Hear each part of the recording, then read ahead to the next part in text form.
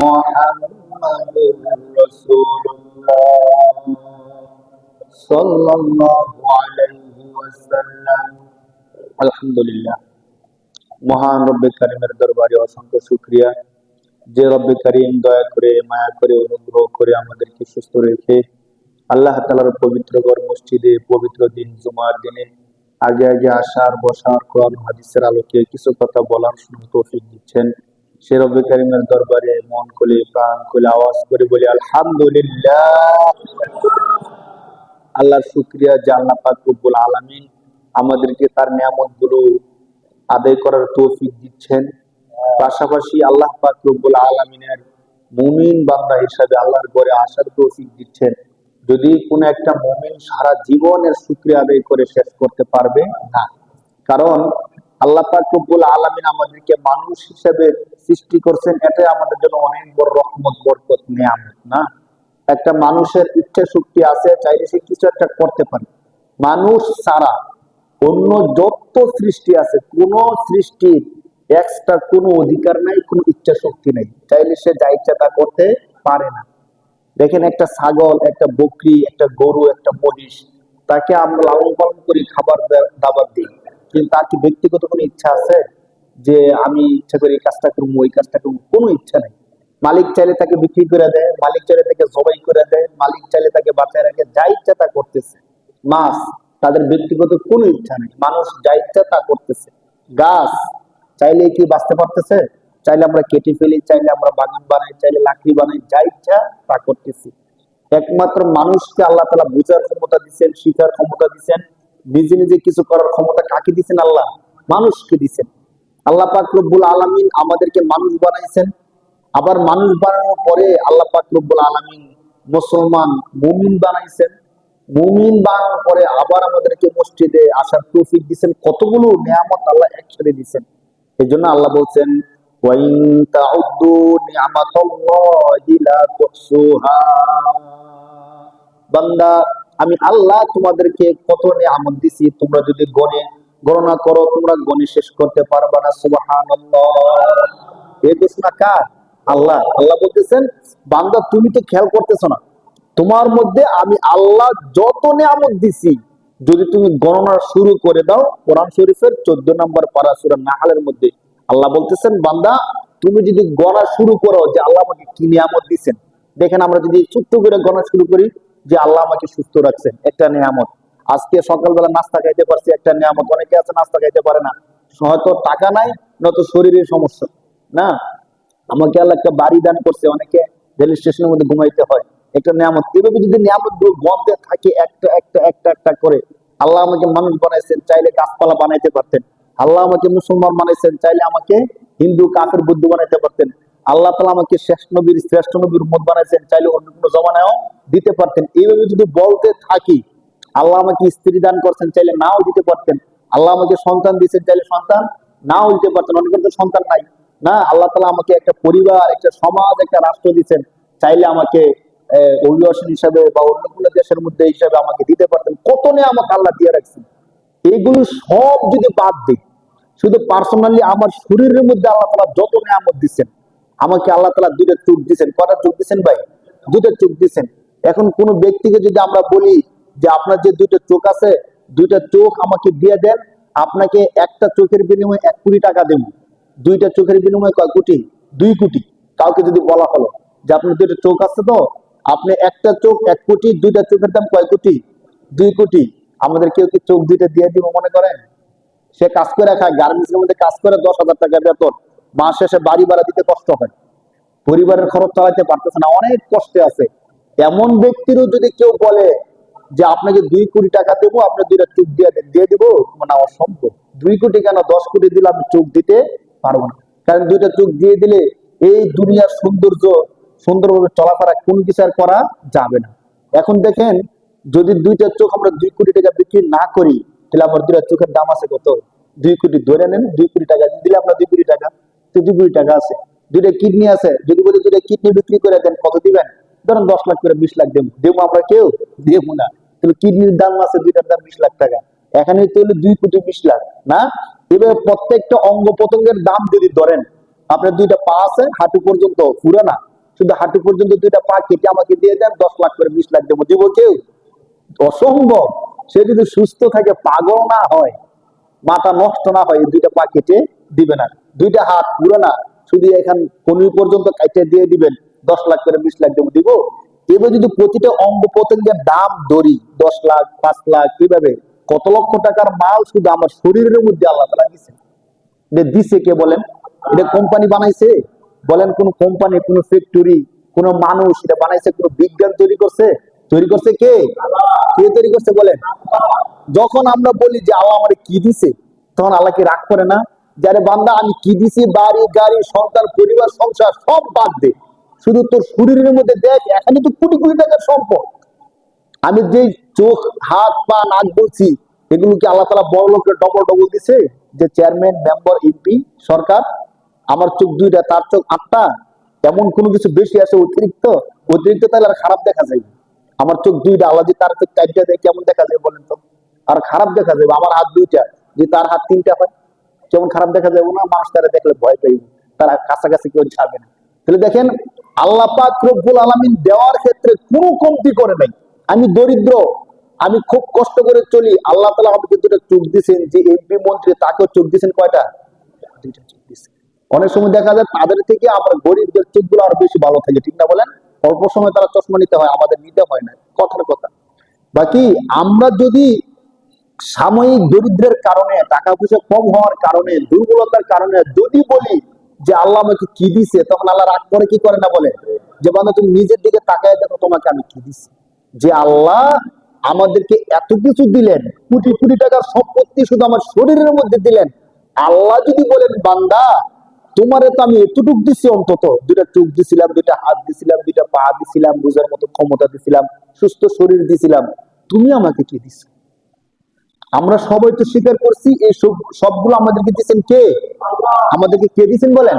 এখন আল্লাহ যদি বলেন যে আমি তো এগুলো দিছি, টাকা পয়সা দেই নাই, ধরো তোমাকে আমি বাড়ি গাড়ি দেই নাই, বড় লোক বানাই নাই, ঠিক আছে আমি মানলাম, কিন্তু আমি যে তোমাকে কোটি কোটি টাকার সম্পত্তি তোমার শরীরে দিয়ে দিলাম, তুমি আমাকে দিছো কি? যখন ফজরের আজান হয়েছে, তুমি কি আমাকে সাজদা দেওয়ার জন্য আসছিলা? বলো। তোমাকে চোখ দিছিলাম রাস্তা দেখে দেখে আসবা, পা দিছিলাম হেঁটে হেঁটে মসজিদে আসবা, না? সব সুস্থতা দিছিলাম যে তুমি আমাকে সাজদা করবা। বলো, ফজরের আজানের সময় তুমি কি সাজদা দিছিলা? তখন আমি কি বলবো বলেন তো? তখন কি বলার অপশন আছে যে আল্লাহ আমার গরিব বানাইছিলেন, কেমনে সাজদা দেবো? বলেন, একটা সাজদা দিতে যদি 1 লাখ টাকা খরচ হইতো, যে মসজিদে যাওয়ার পরে একটা সাজদা দিতে কত টাকা খরচ হয়?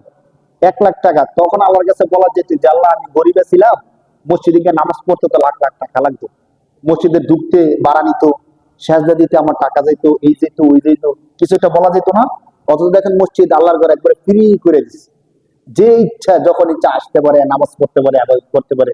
দুনিয়ার মধ্যে সবচেয়ে সাশ্রয়ী স্থান হলো আল্লাহর মসজিদ, ঠিক কিনা বলে? না? এখানে ফ্যান চালালে এক্সট্রা ভাড়া চায় আমাদের কাছে, না? মসজিদের বেতন ভাতা কিন্তু অন্যান্য কিছুর তুলনায় খুবই কম। সব দিক থেকে মসজিদ আমাদের জন্য সাশ্রয়। তাহলে এর পরও কোন বান্দা যেন বলতে না পারে যে আল্লাহ আপনি আমার গরিব বানাইছেন, এর জন্য আমি মসজিদে যাইতে পারি নাই, আল্লাহ আমার দুর্বল বানাইছেন, আমি সাজদা দিতে পারি নাই, আল্লাহ এই কারণে ওই কারণে, কোন কারণে দেখানোর মতো কোন কারণ আমাদের নাই। এরপরও যদি আল্লাহ আমাদেরকে বলে কেন সাজদা দিলেন, বলেন কেন সাজদা দিলাম? কোনো কারণ নাই। আল্লাহ পাক রব্বুল আলামিন এই সবগুলো, আমি যে কথাগুলো বাংলা বলছি, কোরআন শরীফের মধ্যে আল্লাহ পাক রব্বুল আলামিন আয়াতের মধ্যে বিষয়গুলো চমৎকার করে বলছেন যে বান্দা তোমাকে আমি সুস্থ রাখলাম, এরপরও কেন আমার ইবাদত করো না? আল্লাহ বলতেছেন ইয়া আইয়ুহাল ইনসান মা গররাকা বিরাব্বিকাল কারীম, মানুষ, দয়াময় রব থেকে কে তোমারে ধোঁকা দিয়ে রাখলো? সন্তান ধরেন বাবার ভয়ে বা বাবার মান্য করে না, জায়গায় জায়গায় ঘুরে খারাপ কাজ করে, অশ্লীল কাজ করে, বাবার কথা শুনতেছে না, সে মনে করতেছে বাড়িতে গেলে বাবা তাকে মেরে ফেলবে, বাবা তাকে শাস্তি দিবে, না? তো অনেকদিন পরে যদি সন্তানকে বাবা পায়, বুকে জড়ায় নিয়ে ক্ষমা করে দিয়ে কি বলবো, যে আরে তুই আগে আমার কাছে চলে আসবি। সে বলবো বাবা আমি আপনার ভয়ে আসি নাই, আপনাকে ভয় পেয়েছি, ওই করছি ওই করছি।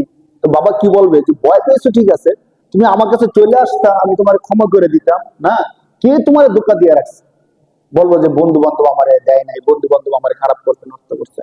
তো আল্লাহ কোরআন শরীফের মধ্যে বলতেছে বান্দা ইয়া আইয়ুহাল ইনসান মা গররাকা বিরাব্বিকাল কারীম, এমন দয়াময় রব, যে রব তুমি রবকে সেজদা না দিলে তোমার রিজিক বন্ধ করে দেয় নাই, হ্যাঁ 5 ওয়াক্ত নামাজ না পড়লেও তোমার অসুস্থ বানিয়ে দেয় নাই।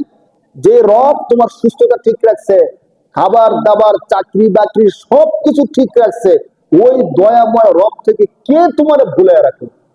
যদি এমন হইতো যে আজকে যারা যারা ফজর নামাজ পড়ে নাই তাদের পরবর্তী 3 বেলা খানা বন্ধ, আল্লাহর পক্ষ থেকে তারা আর খাবার খাইতে পারতো না, যদি এমন হইতো তাহলে একটা বলা যেত কোনো শাস্তি নাই। আল্লাহ বলতেছেন তাহলে কে তোমার ধোঁকা দিয়ে রাখলো? পরবর্তী যে শব্দগুলো আমি বলছিলাম দেখেন, আল্লাহ বলতেছে আল্লাযী খালাকাকা ফাসাওয়াকা ফাআদালাক, তিনি তো এমন রব যে রব তোমাকে সৃষ্টি করছেন, যে রব তোমাকে সুন্দর সুঠাম একটা দেহ দান করছেন। এই কথা বলতেছেন কে? আল্লাহ বলতেছেন যে আরে আমি রবকে তোমাকে সুন্দর একটা শরীর দেই নাই, তোমাকে সুন্দর একটা আকৃতি দেই নাই, আমি আল্লাহ কি তোমাকে সৃষ্টি করি নাই? আরো বলতেছে দেখেন আরেক সূরার মধ্যে 30 নম্বর পারার মধ্যে, আলাম নাজআল লাহু আইনাইন, আমি আল্লাহ কি তোমাকে দুইটা চক্ষু দান করি নাই? দিছে কি দিছে না বলেন? অস্বীকার করার কোন সিস্টেম আছে বলে? যদি একটা চোখ আমাদের নষ্ট হয়ে যায় তখন ধরেন চোখটা ফেলে দিতে হবে, অপারেশন দিয়ে চোখটা ফালাই দিলাম, ফালাই দেওয়ার পরে বিজ্ঞান কি আমাদেরকে সেম একটা চোখ বানিয়ে দিতে পারে? পাথর দিয়ে একটা চোখ তারা বানায় দেয়, দেখছেন কিনা আপনারা? যাদের চোখ নষ্ট হয়ে যায় অপারেশন করে ফালাই দেওয়ার পরে পাথরের একটা চোখ আছে, এই চোখটা এখানে লাগাই দিলে মনে হয় যে চোখ আছে, কিন্তু চোখ দিয়ে দেখা যায়? আপনি দেখছেন কিনা আলগা চোখগুলো? যারা দেখছেন তারা বুঝবেন। মানে পাথর দিয়ে একবার হুবহু আমাদের চোখের যে মণি কালো এবং সাদা সেম একটা চোখ কি দেয়, ওই চোখটা এখানে লাগায় রাখা যায় এবং আপনার সুস্থ চোখের মতো দেখা যায়, কিন্তু এই চোখ দিয়ে কি করা যায় না, দুনিয়া দেখা। তাহলে আল্লাহ তাআলা কি এমন জিনিস দিয়ে দিয়েছেন যে আমি চোখ দিয়ে সবকিছু দেখতে পারতেছি, তারাও সেম একটা পাথর দিয়ে বানাইছে, কিন্তু ওইটা দিয়া দেখতে চোখের মতো কিন্তু কাজ চোখের মতো না। প্লাস্টিকের ফুলগুলো, অনেক প্লাস্টিকের ফুল আছে আপনি দেখলে মনে করবেন যে বাস্তব ফুল, দোকানে গিয়ে দেখবেন অনেক এখন গাছও তৈরি করছে একদম সেম দেখতে বাগানের ফুলের মতো, বাগানের গাছের মতো সবুজ শ্যামল, কিন্তু বাস্তবে গ্রামও নাই, কিচ্ছু নেই, এগুলো কিসের? প্লাস্টিকের। ওই ফুল ওই চোখটা পাথরের, যদিও দেখতে চোখের মতো কিন্তু চোখে কিচ্ছু দেখা যায় না, কিচ্ছু করা যায় না। আল্লাহ বলতেছেন আলাম নাজআল লাহু আইনাইন ওয়া লিসানান ওয়া শাফাতাইন, আল্লাহ বলতেছেন বান্দা আমি কি তোমাকে দুইটা চোখে দেই নাই? ওয়া লিসান, তোমাকে আমি জিহ্বা দেই নাই? ওয়া শাফাতাইন, দুইটা ঠোঁট দেই নাই? কিভাবে দইরে দইরে বলতেছে চিন্তা করেন, সুবহানাল্লাহ। যে আল্লাহ এখন এই কথাগুলো বলতেছেন কোরআন শরীফের মধ্যে, আল্লাহ বলতেছেন যে তোমাকে আমি চোখ দেই নাই, ঠোঁট দেই নাই, মুখ দেই নাই, চেহারা দেই নাই, ওই আল্লাহ যদি এই সবগুলো কথার শেষ কথাটা এমন হয় যে তোমাকে এত কিছু দিলাম তুমি কি আমার নামাজটা পড়তে পারলা না, তখন কেমন হবে বলেন? তখন অবস্থাটা কেমন হবে? কেন আমি বারবার নামাজের কথাটা বলি দেখেন, কোরআন শরীফের 29 নম্বর পারার মধ্যে আল্লাহ পাক রব্বুল আলামিন আরো চমৎকার করে তুলে ধরছেন বান্দাদেরকে। আল্লাহ পাক রব্বুল আলামিন যখন জান্নাতীদেরকে জান্নাতে দিয়ে দিবেন, জাহান্নামীদেরকে জাহান্নামে দিয়ে দিবেন। ধরেন আমাদের যখন বিপদ আসে, হঠাৎ করে একটা ভূমিকম্প এসে গেল, এখন সবাই দৌড়াদৌড়ি বাইরে বাইরে শুরু করে দিল, দৌড়ে যা যেমনি জীবন নিয়ে পলায়ন করলো। পলায়ন করার পরে 5 মিনিট 10 মিনিট আধা ঘন্টা পরে গিয়ে আমরা সবাই স্থির হই যে কে কোথায় আছে রে, এখন ভূমিকম্প থামছে, হ্যাঁ যে বিল্ডিং ভাঙছে, যেগুলো ঠিক থাকার ঠিক থাকছে, এখন যখন ভূমিকম্প সারছে সবাই সুস্থ হয়েছে, তখন যে আমরা খবর লই কে কই আছে রে, না অমুকে কই, তমুকে কই, অমুকে বিল্ডিং এর নিচে পড়ে মারা গেছে, অমুকে কই, সে তো শেষ। তখন আমরা কি করি, যারা সুস্থ আছি যারা অসুস্থ তাদের খবর নিতে যাই, যাই না সাধারণ নিয়ম অনুযায়ী, চলতো আমার বন্ধু অমুকে কই আছে, ও তো 10 তলা বিল্ডিং এ ছিল, চলতো হ্যার কি অবস্থা। তো ঠিক সেম জান্নাতীরা জান্নাতে, জাহান্নামীরা জাহান্নামে যাওয়ার পরে জান্নাতীরা যখন জান্নাতে স্থির হবে তখন তারা বলবে দুনিয়াতে তো আমাদের সাথে চলাফেরা করতো আর অনেক এমন ভাই ছিল, বন্ধু ছিল, তারা কোথায়, চল তো আজকে খবর নেই। তো আল্লাহ তাআলা তো জান্নাতীদেরকে ক্ষমতা দিবেন সব জায়গায় যাওয়ার মতো, ঘোরাফেরা করার মতো, কোরআন শরীফের আয়াতে আসবে আমরা বলবো। তখন পুরা জান্নাত তারা সফর করবে, ঘুরবে, খুঁজবে যে আমরা একই এলাকার মধ্যে বসবাস করছি, আব্দুর রহিম, আব্দুল করিম, তারা কইরে তাদেরকে দেখতেছি না, তো তো জান্নাত ঘুরে দেখবে না তাদেরকে, তো চিন্তা করবে আবার কোন কারণে তারা জাহান্নামে গেল কিনা, চল দেখে আসি। তো আল্লাহর কাছে অনুমতি নিয়ে তারা জাহান্নামে যাবে। কিন্তু জান্নাতি যারা, তাদের কোনো একটা পশম জাহান্নামের আগুন স্পর্শ করতে পারবে না, সুবহানাল্লাহ। এই ক্ষমতা কার আছে বলেন? এই ক্ষমতা কার আছে? দুনিয়ার মধ্যে এমন হয়েছে কিনা যে আগুনের মধ্যে ফালাইছে কিন্তু আগুন স্পর্শ করতে পারে না, এমন হয়েছে কি হয়েছে না? হয়েছে। ইব্রাহিম আলাইহিস সালামকে 40 দিন, ইতিহাসের মধ্যে আসছে, একদিন 2 দিন না, কয়দিন? 40 দিন নমরুদ তাকে কোথায় ফেলে রাখছে? আগুনের মধ্যে ফেলে রাখছে, আগুন তার একটা পশম স্পর্শ করতে পারে নাই। সুবহানাল্লাহ। তো যে আল্লাহর ক্ষমতা দুনিয়াতে আছে, আখেরাতে তো অবশ্যই আরো বেশি। তো জাহান্নামের মধ্যে যাবে, যাওয়ার পরে কোরআন শরীফের মধ্যে আল্লাহ তাআলা এই বিষয়টা হুবহু আলোচনা করছেন। জাহান্নামে যাওয়ার পরে দেখবে ওই অবস্থা গরম, এই যে আমার বন্ধু জাহান্নামের আগুন জ্বলতেছে, অমুক আমার বন্ধু, একসাথে চলতাম, একসাথে খাইতাম, একসাথে কাজ করতাম, সে জাহান্নামের মধ্যে, কি ব্যাপার? তখন গিয়ে সাথে সাথে প্রশ্ন করবে। আগে না আমরা সাক্ষাৎ হলে কি করি, কেমন আছেন, কোত্থেকে আসছেন, কি করছেন, না বাকিরা এগুলো প্রশ্ন করে না? এই সব ভুলে যাবে। ভুলে যে প্রথম প্রশ্নটাই করবো, কি ব্যাপার তুমি জাহান্নামে কেন? তুমি তো আমাদের সাথে চলছো, একসাথে আমরা খানা খাইছি, একই গ্রামের মধ্যে বসবাস করছি, তুমি জাহান্নামে কেন? কোরআন শরীফে দেখেন, যখন সাক্ষাৎ হবে, সাক্ষাৎ হওয়ার পরে বলবে মা সালাকাকুম ফি সাকর। সাকর জাহান্নামের একটা নাম। বলবে কি ব্যাপার, তুমি তো আমার বন্ধু ছিলে, একসাথে চলাফেরা করতাম, তুমি আজকে জাহান্নামে কেন? মা সালাকাকুম ফি সাকর। তখন সে যে জবাবটা দিবে, ধরো জবাব দেওয়ার ক্ষেত্রে অনেক জবাব আছে না, যে আমি তো মিথ্যা কথা বলতাম, আমি তো সুদী কারবার করতাম, আমি তো খারাপ ছিলাম, না আমি অত্যাচার করতাম, জুলুম করতাম, কত অপরাধ যদি করে মানুষ। মানুষ কিন্তু যে অপরাধ করে একটা করে না, আমরাই তো অনেকগুলো অপরাধ একসাথে করি। তাহলে এখন তাকে যখন জিজ্ঞেস করা হইলো তুমি জাহান্নামে কেন, তখন সে তো কথা বলতে বলতে যে আমি মিথ্যা বলতাম, এই করতাম, ওই করতাম, মারামারি করতাম, নামাজও পড়তাম না, রোজাও রাখতাম না, এভাবে বলবো না। না, সে প্রথম যে উত্তরটা দিবে, দেখেন, মা সালাকাকুম ফি সাকর, কি ব্যাপার তুমি আজকে জাহান্নামে কেন? ক্বালু লাম নাকু মিনাল মুসাল্লিন। সে বলবে দুনিয়ায় থাকতে আমি মুসল্লি ছিলাম না। আমি কি ছিলাম না? মুসল্লি ছিলাম না, মানে কি? নামাজ পড়তাম। মুসল্লি শব্দটা তো আমরা প্রায় বুঝি, কোরআন শরীফে এই শব্দটা আসছে, ক্বালু লাম নাকু মিনাল মুসাল্লিন। যে আমি দেখবেন আমার প্রায় কথার মধ্যে নামাজের বিষয়টা থাকে। কেন থাকে? এই জন্য যে জাহান্নামীকে যখন প্রশ্ন করা হবে তুমি কেন জাহান্নামে, সে এর উত্তরে প্রথম বলবে যে আমি মুসল্লি ছিলাম না, আমি নামাজি ছিলাম না। এর দ্বারা কি বোঝা যায়? যারা নামাজি তারা জাহান্নামে যাবে না। এর দ্বারা কি বোঝা যায় বলেন? যারা নামাজি তারা জাহান্নামে যাবে না। এটাই কোরআন হাদিস আমাদেরকে শিক্ষা দেয়, আমাদেরকে বোঝায়। ক্বালু লাম নাকু মিনাল মুসাল্লিন ওয়া লাম নাকু নুতঈমুল মিসকিন। দ্বিতীয় নম্বরে বলবে যে আমরা দরিদ্রদেরকে খাবার খাওয়াইতাম না। আমাকে আল্লাহ যত রিজিক দিত, যত সম্পদ দিয়েছে, সব সম্পদ আমি খাইছি, আমার পরিবারই খাইছি, কিন্তু গরিব দুঃখী কেউ আসলে যদি দোকানদার হইতাম, মাফ করেন পরে আইসেন, বাড়িতে থাকলে একটু ব্যস্ত, ইচ্ছা করলে দিতে পারি, মাফ করেন পরে আইসেন।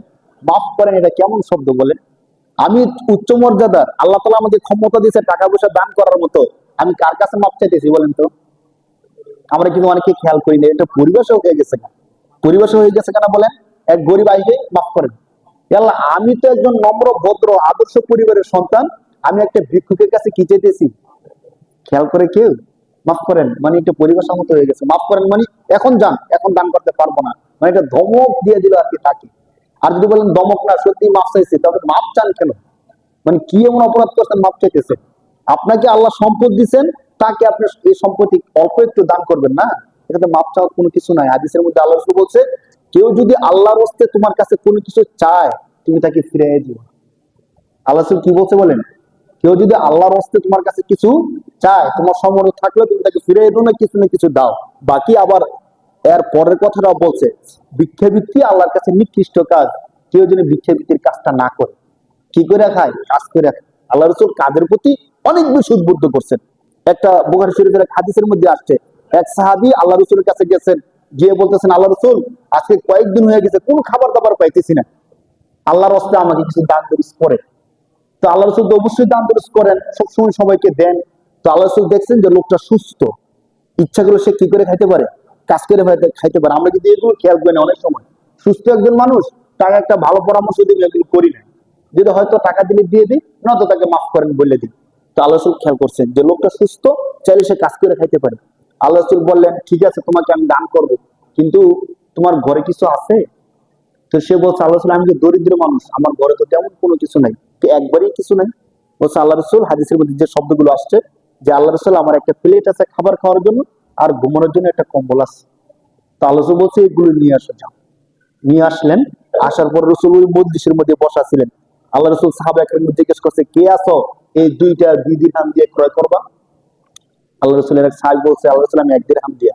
বলছে না, 2 দিরহাম দিয়ে কে ক্রয় করবা? তো আরেকজন দাঁড়াইছে, আমি 2 দিরহাম দিয়ে ক্রয় করবো।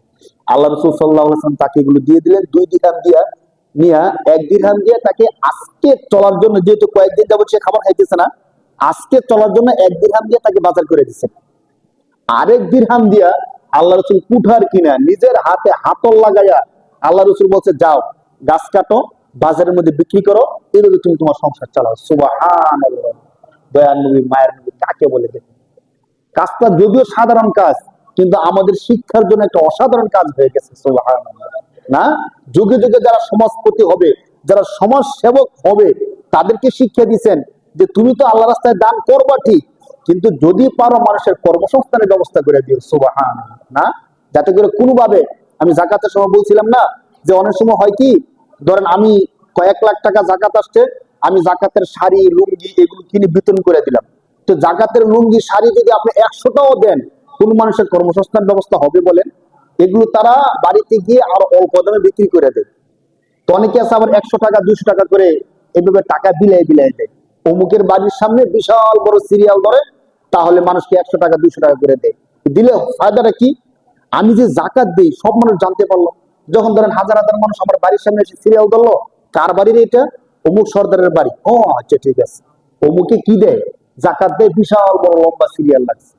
এটা না করে আল্লাহ রাসূলের শিক্ষা যদি আমরা এইভাবে নিতাম, যে যে আমার কাছে জাকাত চাইতে আসছে, জাকাত দেওয়ার হক কিন্তু প্রথমে আমার মহল্লা, একদম ফার্স্ট হলো আমার আত্মীয় স্বজন। মানে জাকাত আমরা কাকে দিব? প্রথম কাকে দিব বলেন? আমার আত্মীয় স্বজনের মধ্যে কোনো দরিদ্র আছে কিনা, সে প্রথম হকদার। এরপর আমার প্রতিবেশী, আমার প্রতিবেশীর মধ্যে কোনো দরিদ্র আছে কিনা। যদি প্রতিবেশীর মধ্যে দরিদ্র না থাকে, আমার মহল্লার মধ্যে কোনো দরিদ্র আছে কিনা, আমার ইউনিয়নের মধ্যে কোনো দরিদ্র আছে কিনা, আমার থানার মধ্যে কোনো দরিদ্র আছে কিনা, নাই, তখন আপনি অন্য থানার মধ্যে কি করেন? এই সাহায্য সহযোগিতা করেন। তো যদি আমরা এমন করতাম, ধরেন আমার গ্রামের মধ্যে, আমার মহল্লার মধ্যে আমরা যারা সমাজ সেবক আছি, ভালো টাকা পয়সার মালিক আছি, আমরা যদি একসাথে হইয়া, যে আমার তো 5 লাখ টাকা জাকাত আসে, আপনার কত আসে? 2 লাখ টাকা জাকাত আসে, এভাবে জাকাত গুলোকে সিস্টেম করে আমাদের গ্রামের মধ্যে কারা কারা দরিদ্র আছে, ইচ্ছা করলে তারা কাজ করে খাইতে পারে। দেখেন, অনেক দরিদ্র আছে, তারা জাকাত তুলে খায়। কারা কারা আছে? যদি মহিলা হয়, তাদেরকে সেলাই মেশিনের ব্যবস্থা করে দিলাম, না? আর যদি পুরুষ হয়, তাদেরকে একটা সিএনজি, অটো বা কোন একটা রিক্সার ব্যবস্থা করে দিলাম। এখন চিন্তা করে দেখেন, টাকাটা একটু বেশি গেল। আপনি বলবেন যে আমি তো সর্বোচ্চ একজনকে 1000 টাকা দিই, তো না, তাকে 50,000 60,000 টাকা দিয়ে ছোট্ট একটা রিক্সা কিনে দিলেন। কিনে দেওয়ার পরে এখন এই রিক্সাটা চালাইতে চালাইতে 1 বছর যখন চালাইবে, পরের বছর কি তার আর জাকাত নেওয়ার দরকার আছে বলেন? তার তো জমা দেওয়ার দরকার লাগতেছে না, নিজের রিক্সা নিজে চালা চালা খাইবো। পরের বছর এই যে লোকটা, সে কিন্তু পরের বছর আর জাকাত নেওয়ার দরকার পড়তেছে না। এর পরের বছর আবার জাকাত দিতে হইব না। এমন হইব 2 বছর 3 বছর রিক্সা চালানোর পরে সে জাকাত দিতে পারবে। সে জাকাত না দিয়ে অন্তত ফেরতটা দিতে পারবে। কি বলেন? এমন হয়ে যাবো না? তো এমন যদি প্রতি বছর আমরা 5 জনকে করে দিই, 5 বছরে 5 5 25 জন, তো একটা মহল্লার মধ্যে, একটা পাড়া মহল্লার মধ্যে দরিদ্র থাকে কয়জন? একটা মহল্লার মধ্যে কি 25 জনই দরিদ্র থাকে জাকাত খাওয়ার মতো? এমন যদি 25 জন ব্যক্তি জাকাত খাওয়ার যোগ্য ছিল, এখন তারা আর জাকাত নিতে হয় না। এইভাবে সমাজটা কেমন সুন্দর হয়ে যেত। আমাদের এই মহল্লা যেমন করছি, অন্য মহল্লা এমন করলো, সারা বাংলাদেশের সমস্ত ধনীরা এভাবে যদি হিসাব করে করে করতো, বাংলাদেশে 10 বছর 15 বছর পরে জাকাত নেওয়ার মতো লোক থাকতো বলেন? ইসলামী সমাজ তো এটাই বলে। ইসলাম আমাদেরকে, আল্লাহ রাসূল আমাদেরকে এই শিক্ষাটা দিয়েছে। কিন্তু আমরা কি করি? না, তাকে 50,000 টাকা রিক্সা কিনে দিব, সর্বোচ্চ তাকে 1,000 টাকা 2,000 টাকা দেওয়া যায়। এখন এই 2,000 টাকা দিয়ে সে বাজার করে খায়, খাওয়ার পরে 3 দিন পরে আবার আসে, কিছু দেন। এমন করে চলতেই থাকে চলতেই থাকে চলতেই থাকে, যুগ যুগ যুগ। তো আমরা যদি বুদ্ধি করে এই কাজটা করতে পারি, আমাদের জন্য উপকার হয়, সমাজের জন্য উপকার হয়। আর সৎকায়ে জারিয়া বলে যে জিনিসটা আছে, ওই জিনিসটা হয়ে যায় সারা জীবন, সে একটা কর্মসংস্থানের ব্যবস্থা হয়ে গেল। আল্লাহ তাআলা আমাদেরকে বুঝার তৌফিক দান করুক বলে আমিন।